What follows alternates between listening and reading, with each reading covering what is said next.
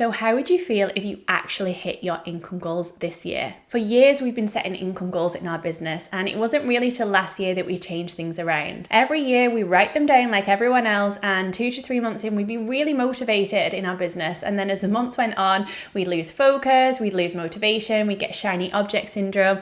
And by the end of the year, we had moved our business on, but we hadn't hit our goals. And to be honest, we were nowhere near them. So we implemented a strategy to reach our goals so that we weren't just writing them on a piece of paper, but we actually had a system in place to hold us accountable, make us take action, and celebrate our short wins along the way, which actually kept us more motivated. And this system also avoids burnout, which is a win-win. First up, we have do less but better. You're already wearing all the hats in your business. So to reach that next income goal does not mean you should be doing more. You need to work smarter, not harder. So this exercise is going to help you realize what is the stuff that you love doing, what is the stuff that you don't enjoy doing, but also what is the stuff that brings in the profit and the sales and keeps the business turning so that you can start reaching those income goals instead of just repeating old patterns. Okay, so I want you to get a piece of paper.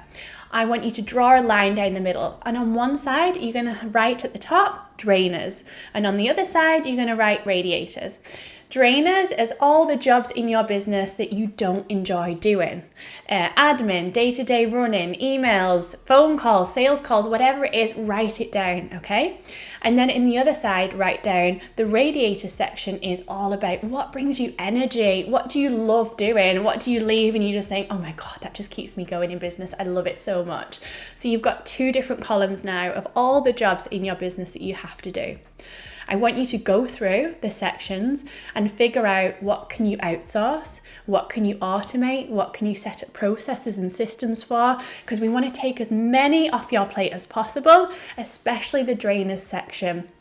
If you're not in a position where you can invest in a VA yet, then what automations and processes can you put in that will help lighten the load a little until you're in that point where you're hitting those income goals and you can invest in what you need to invest in. Don't forget, as much as you don't like to hear it sometimes, you are your best salesperson. No one can sell like you because it's your business. So I need you to work as much as you can on bringing sales in and everyone else do the rest. I need you to be working on your business more than you're working in it. And this exercise will help you see what you can work on to give you that time to reach those goals this year. Number 2 is give your goals KPIs. Now, there's a bunch of studies out there that show that people who write their goals down are much more likely to achieve them than people who don't write those goals down. Now, I want you to go further than that. I want you to write your goal down because it is going to be at the forefront of your mind. You're going to stay productive and consistent and motivated because it's a great reminder of what you need to do to get that growth and reach those income goals.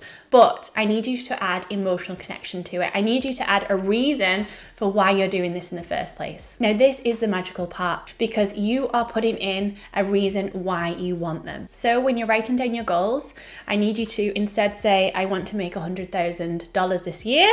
You need to say, I want to make $100,000 this year so that I can. So that I can travel, so that I can spend more time with my kids.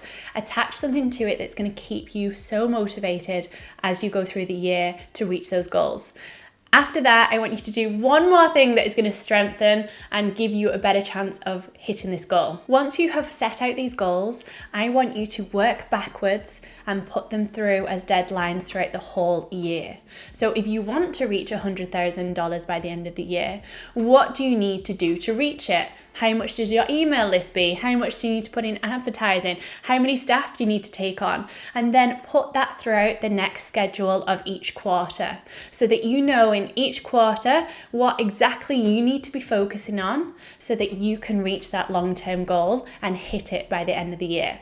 Also, another reason we do this is because long-term goals, people tend to enjoy quick wins because it requires less effort and they get like a quick bit of gratification for it, which means these longer-term goals tend to be forgotten about. So what we want to do is take this long-term goal and put lots of little short-term goals throughout the year so that you're constantly reminded and those small quick wins that you're receiving to get you towards that bigger goal keep you on track. And number 3, get a coach. Get a coach that is going to help you get those income goals this year. Who do you look up to in business that has already achieved what you want to achieve in the next 12 months? can you hire them? Can you get their wisdom? Can you buy a course from them? Can you learn from them?